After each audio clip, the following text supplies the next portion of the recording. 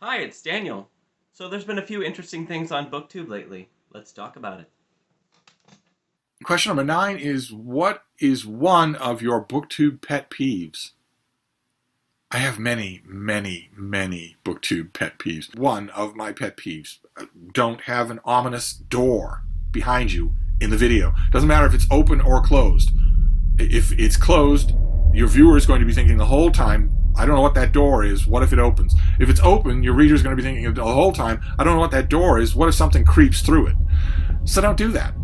Just don't do that. You have 360 degrees to pick a background. I'm willing to bet that you have a background that doesn't have a creepy, ominous door. Don't have creepy, weird, miscellaneous junk. Now I have to look at the creepy door. So, another video that I thought was interesting was one that was dropped by Gareth at Book Songs and Other Magic, and it's entitled Ebooks and Paperbacks My Thoughts on the Debate. What's the Appeal of Physical Media? And I will drop a link for all of this in the description.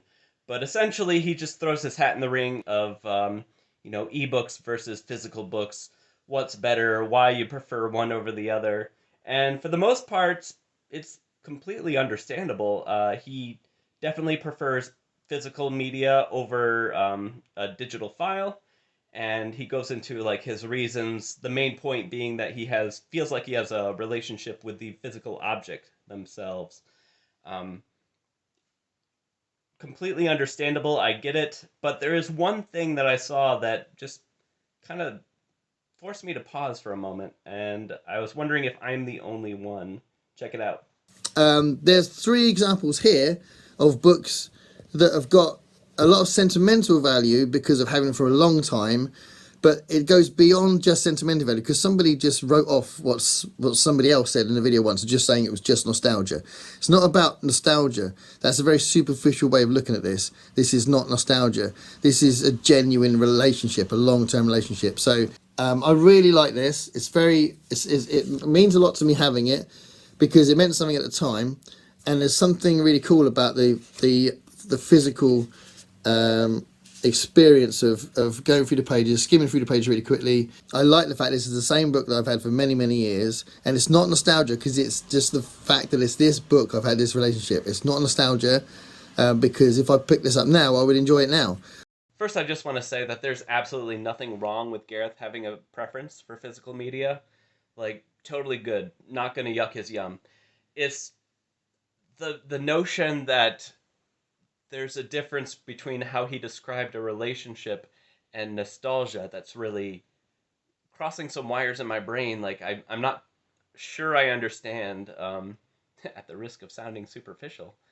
But, like, I'm very nostalgic over the experiences I've had with my wife. But I don't just like her because I liked her before. Like, we have both a relationship and nostalgia. And I think he sees nostalgia as being a pejorative in this sense, based on the comments he's reacting to. But to me, a relationship is a bond between two beings who have reciprocal feelings towards each other. So, like they mesh together and they grow together over time, and both of their growths are dependent on the other. Whereas that's not really the same thing as fondness for an object. Like, fondness for an object kind of feels like vines growing on a trellis.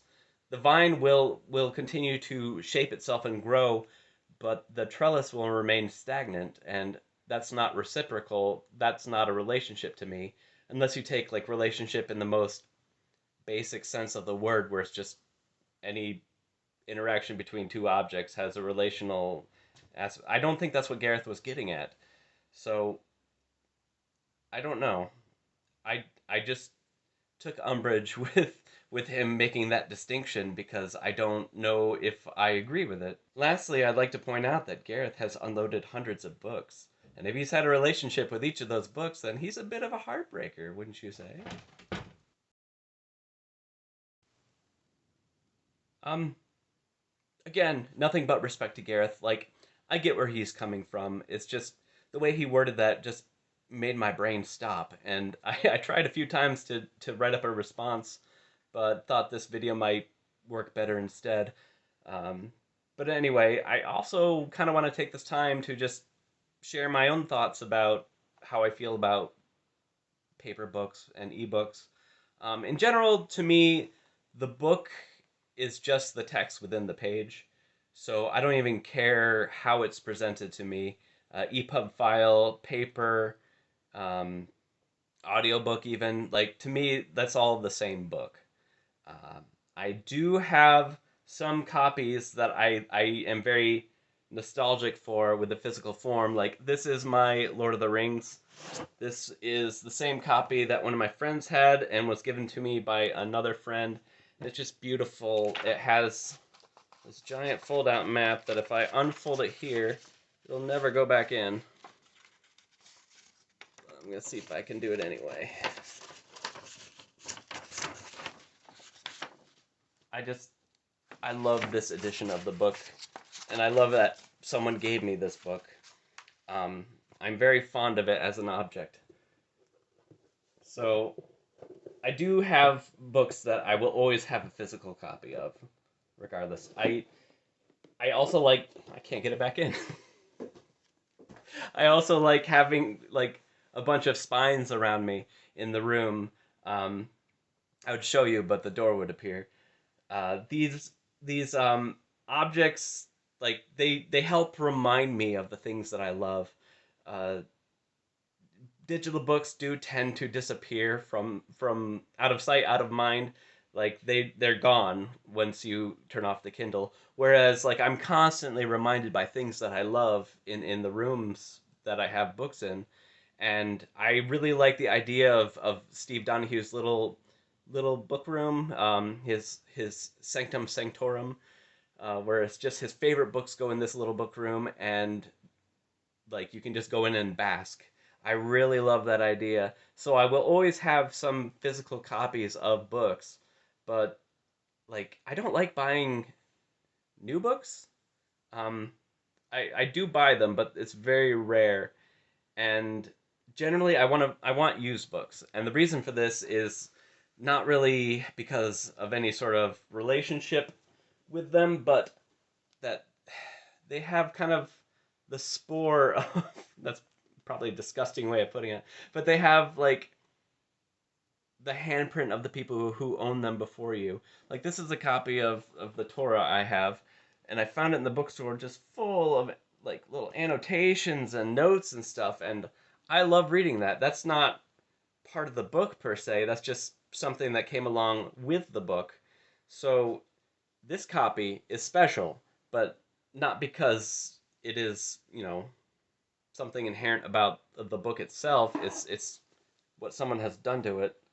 I don't know if that makes sense, but I just like I like books that are like an archaeological experiment. I like having like a spine that has been riffled a little bit. The pages are a little yellow.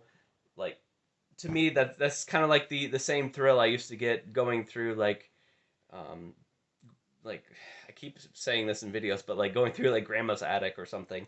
Like this is like an artifact that someone used to own back in like 1940, and that works for me. That's I can still get that thrill with another copy of that book found in an equally old place, but it's just fun to buy it that way. Also, right now, um, physical books are still a bit cheaper than ebooks if you buy them used. Um, most of my books I don't pay more than like $2 or $3 for, and oftentimes I can get them for free. So ebooks kind of have a long way to go to catch up with that. That's probably why I have more books than I know what to do with at the moment.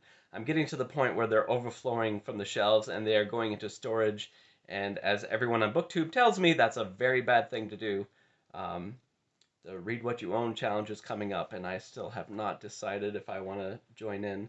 I'm still a little upset. Last time I was doing it, I didn't even make it, but the last time I was trying, like there was this whole stack of Solar Ponds books at the thrift shop, and I didn't get them. I was a good boy, and then like 2 weeks later, I failed the challenge and they were gone. So I don't know if I want to go through that again, like just finding like, oh, that's a really interesting find, just for it to disappear because I'm doing this arbitrary challenge. But I do have a lot of books that I need to read too, so maybe I'm just making excuses for hoarding things. That's another problem with physical books is that they take up space and you end up hoarding them. Uh, I don't. It's great insulation for your home, but I don't need all this crap. And eventually, it does start like crowding you out and drowning you. Like I can see why like people have to do unhaul videos. I don't want to do that until I've at least read them though. So maybe I should be doing this challenge. I don't know how we got off onto the read what you own challenge topic, but um, one last thing. I do prefer comics to be in a digital format. Um, I and that includes almost all comics except the ones I owned when I was young because I'm very nostalgic. But like, I don't want 1,000 floppy things that like don't really store well, or you have to get long boxes to put them in. And like the anthologies take up so much space. Like Gareth showed us his, I'm gonna show you mine. The New Yorker. This is the encyclopedia of cartoons. Ugh. And this thing is 15 pounds. Ugh. At least they split it up into 2 volumes. We got all of them sorted by subject matter, but like I got this for $20 at Ollie's, which was a great find. But I don't want it in this format. Like I kind of want this to be digital. I wish I could give this to Gareth because he seems to really like the New Yorkers. But shipping 15 pounds of book to him across the ocean would be well, I have to put a second mortgage on my home.